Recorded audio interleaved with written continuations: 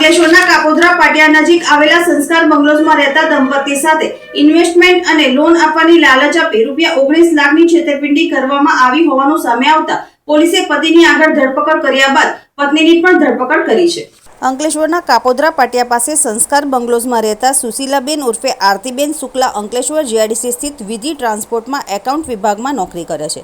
તેમની સાથે નોકરી કરતા ભાવિક ત્રિવેદી અને તેમની પત્ની અંકિતા ત્રિવેદીએ ગ્રીન માઇન્ડ કન્સલ્ટન્ટ નામની ફાઇનાન્સ કંપની ચલાવતા હોવાનો પરિચય આપ્યો હતો।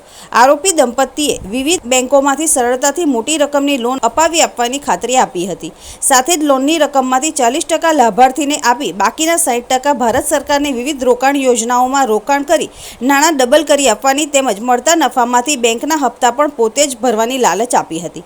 આ લાલચમાં આવી ફરિયાદી દંપતીએ આરોપીઓ પર વિશ્વાસ મૂક્યો હતો।